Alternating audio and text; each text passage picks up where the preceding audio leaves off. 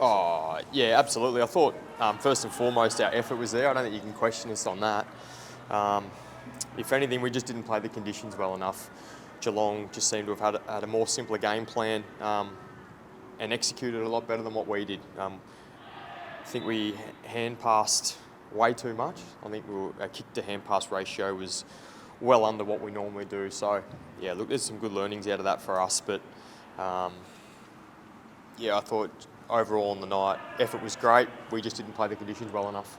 You're used to, maybe not that much rain, but you're used to those conditions. Do you think you should have been able to identify that while you were out there, I guess, the leadership in particular? Yeah, definitely.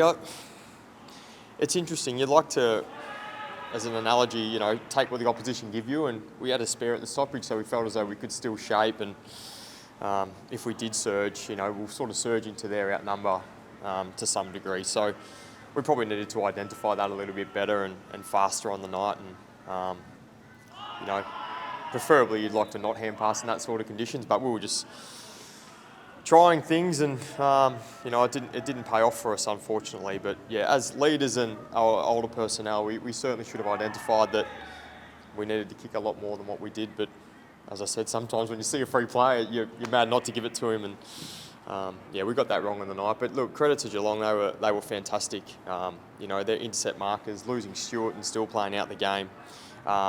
One key defender down. I thought they were awesome with their system and the way they played it. What about losing Oscar? Having contest in the middle there.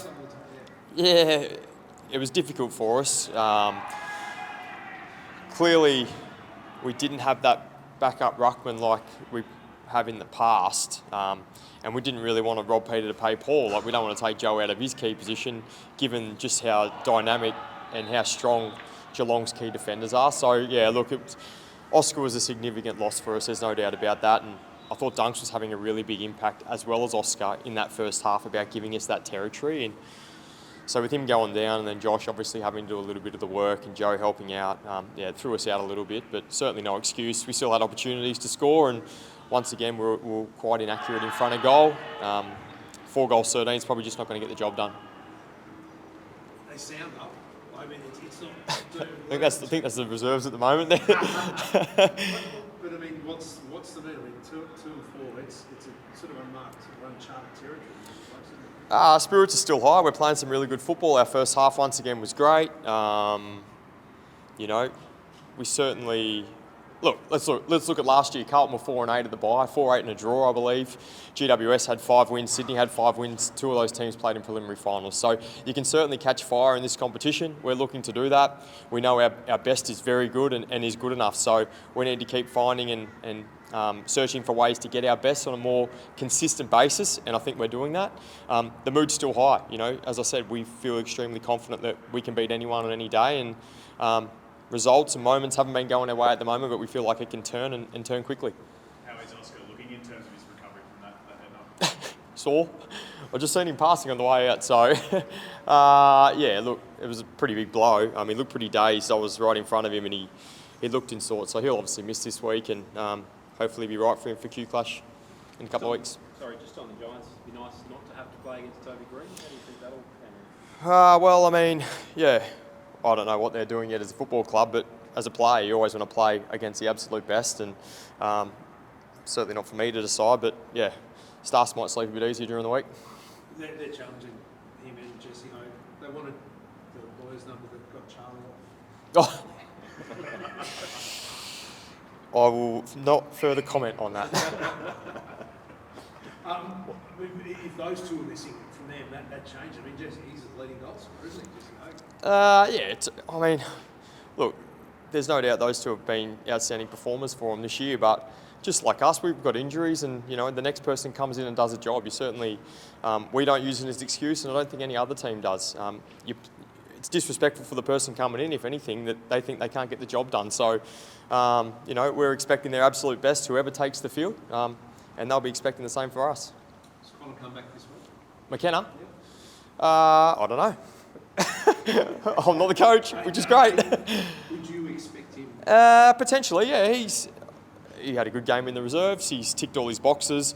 I think the staff wanted just to see him get through a game and moving as well as he has. I mean, I saw him training the other week. Opposition, he was actually the opposition and was moving really good. He had a lot of energy, a lot of bubble about him, so that's a really good sign. Guess it's over to Faze now whether he wants to pick him or not. I know the conditions probably played a part on Saturday night, like your low scoring, but generally you've struggled to score a bit more this year. Have you got any theories on that? No, you got something for me? We're getting our shots, man. Well, look, combination of a few things. I mean, the 2 weeks prior to that, North Melbourne, we kicked 100 odd points and Melbourne was 80 odd. So, yeah, we haven't been,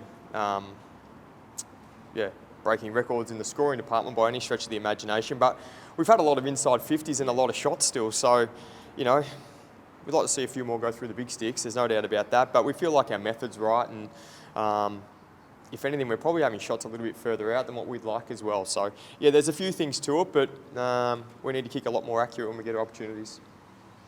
I mean, I know it's a long way to go in the season, but being 0-3 at home after being obviously undefeated there last year, but good there for a number of years, is it concerning to an extent? It's disappointing. I mean, our fans have been so great for us and come out in really hard times. It's always nice to get a win for them at home, and yeah, for us, it's disappointing that we haven't been able to do that yet, and we encourage them to stick by. So you know, it's not going to be like that forever. But yeah, we'd certainly like to be playing a lot better at home.